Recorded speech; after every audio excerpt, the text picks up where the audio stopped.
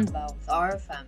In the video, this is Canva with RFM, and in this video I'll teach you how to choose good fonts that match with each other. So we're just gonna make a simple card because normally it has at least 2 different fonts.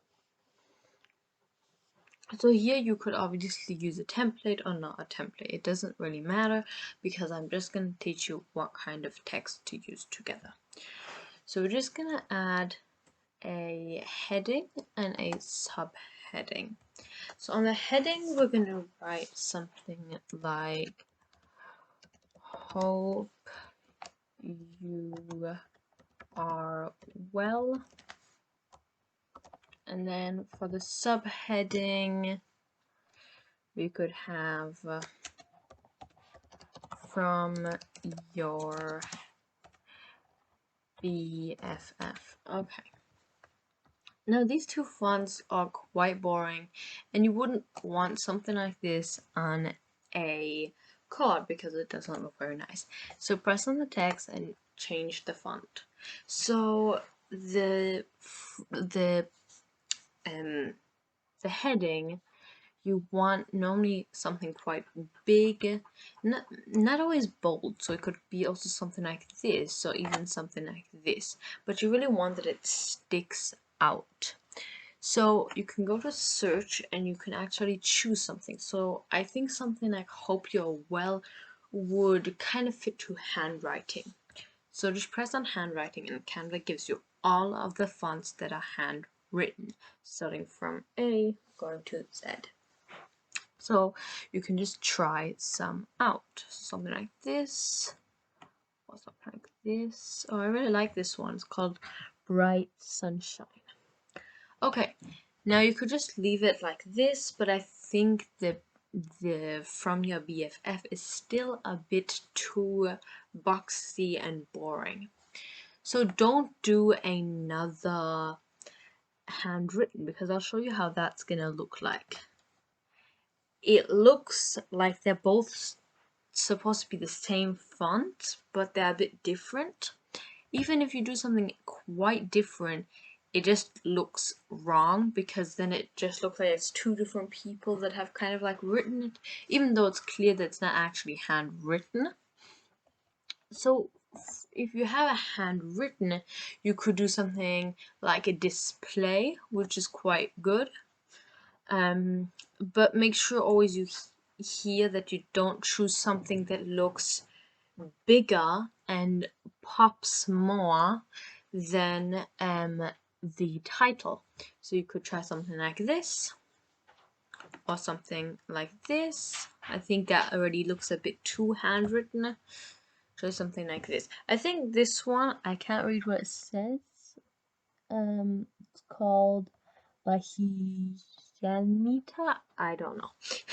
Doesn't matter. So you could have something like this. As you can tell, the one is handwritten and the other one is not handwritten. There's a few types of fonts. So when you probably are on fonts, you probably notice there's sans. So these are very basic. They're very simple. There's not a lot of curves and stuff. And then there's sans serif, which is very, very similar. But if you just search serif, you get this other kind of font.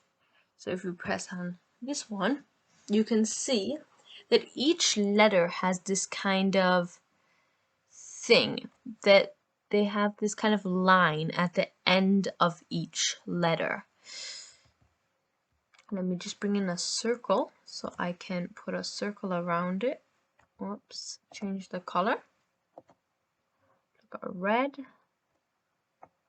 So they always have this kind of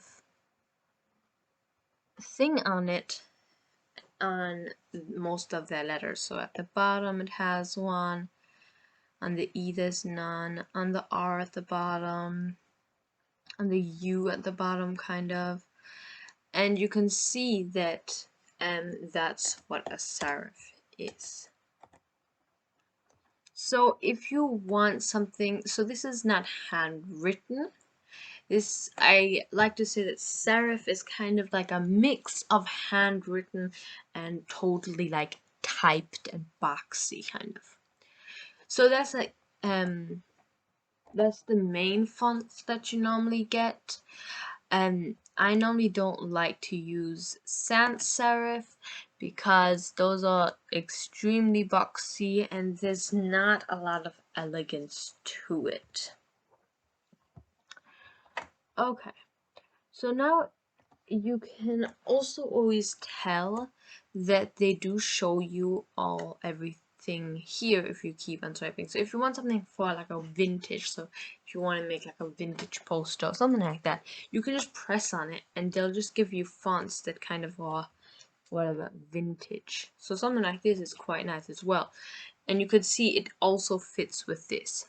Another great thing, still talking about sans serifs and serifs, is you can actually have a sans serif as the title. So you could have something like this one, and then you could have a serif as the subtitle. So you could try something like this. This doesn't, it's a serif, but it's not that big of a serif, so you could a bit change it. This one has quite a few serifs. Something like this, I think. Now this also looks quite good, especially if you now change the color of the text. So now if you have something like that, and then something like that, and then you change the background to maybe something like that, you do still get a cool effect. Now if you actually look at fonts here and you go to styled and you go over to fonts, you can actually tell, look, this is handwritten, this is not handwritten. This is like this kind of, is it serif if I'm sure, and this is not a serif. So as you can see, if we just press on that, you can notice this one has serifs, this one doesn't have serifs, it's a sans serif. This one again, handwritten, not handwritten. So you can tell this is a very big thing with designing. Also, even if you look at the templates, you often get this. Let's add a new page. And let's try something like this. Okay. This doesn't do it. These are two different fonts, so we can read it. But we could try something like this. Again, handwritten, not handwritten, and not handwritten. So another great thing is to make everything capital. So it doesn't really look very good if it's in a handwriting, because if the handwriting, all the letters are big, it just doesn't look very good. But something like this, it's already all of them are capital. We could do it non-capital or capital. I think it's easy and cool that you can do that on Canva just by pressing one button, because you don't want to retype everything often. Another thing that's great is now if I want this one to be a bit longer, I can just change the spacing. I already showed this before. But that's another great thing. So if you have something like a spaced out one, and then one that's actually quite close together, it also gives a quite cool effect, because the one you can really tell is the heading and then subheading as well.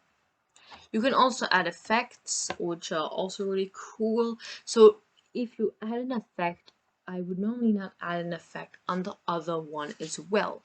The reason why is because if you add two effects on both of your text, it looks like too much often. So I'll add a slice on this one, and I'll add a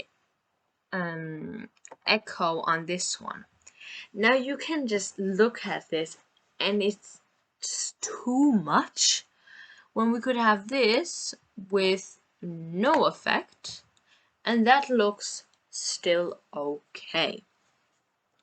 And again, here you can really tell what is, especially if you do something like a glitch kind of effect on top of it. Can't see it right now very well. There you go. If we change also the color to something like a black, this looks like way too much. And this is a big thing that I have noticed when I see people designing. They put too many elements together, they put too much text together, and they make it too much that the design doesn't look good anymore. So I'll show you with the same information you can have on two designs, yet the one looks good and neat, and the other one doesn't look neat.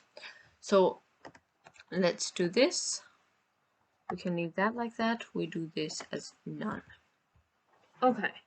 Now we're going to change the effect a bit because we don't want this kind of blue. We want a, not a white. We want something like a bit of light.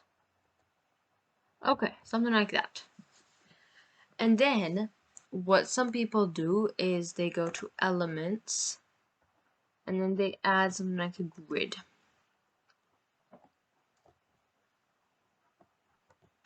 Get something like this. And they'll put it like that. They'll also put a background. You put a wild background, something like that. Or like that. I'll leave it with that. Then we'll take photos, and it doesn't really matter what the photos are.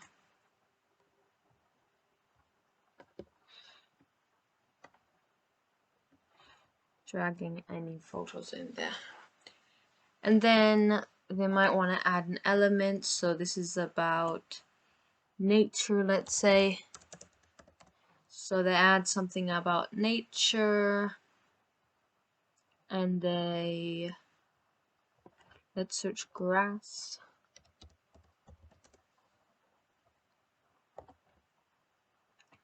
And they add grass here. And then do arrange send to, oh, arrange send to back.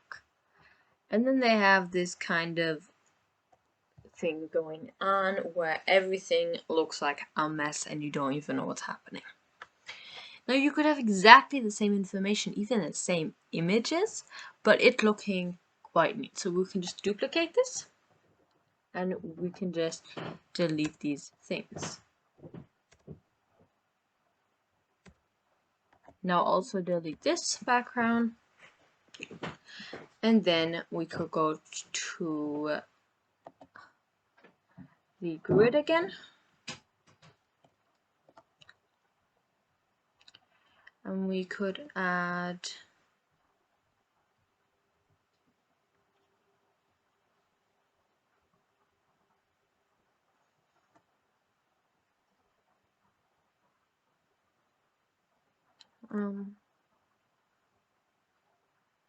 always have to choose something that looks quite good.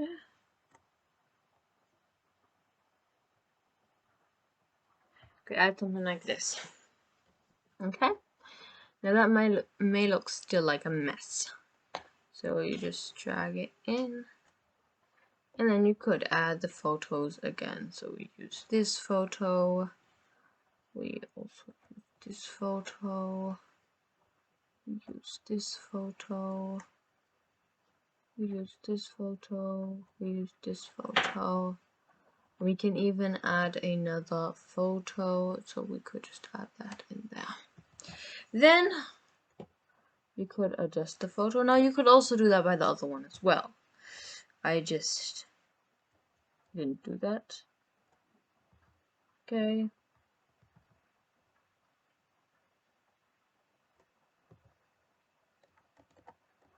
One person there.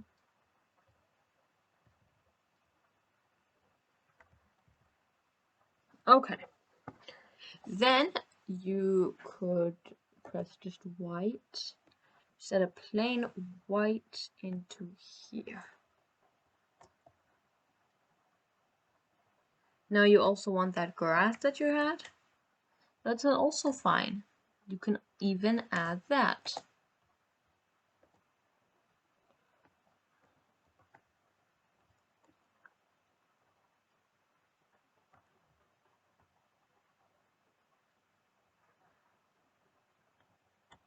Then we could duplicate it and do it across the whole area. And something like this, the images don't exactly match. So if we had matching images, but even this compared to this looks like a total mess. It looks like someone's just pressed on random stuff. When this at least has a structure, you can kind of tell what's going on. They have images and then they have their font here. And that's another thing. You can even have the same amount of things happening. You can have the same amount of images and everything, just you have to know how to lay it out. So that's another thing that we're going to be looking at next video, is how to have a good layout. And I hope in this video that you learn how to have your text well together and which fonts to choose together. And I will see you in the next video. Thanks for watching. Want to receive a newsletter every week containing free customizable templates? Then head over to my website, which you can find in the description down below. To check out other intermediate videos, press on the top left, and to review Canva features videos, press on the top right. See you next time. Bye!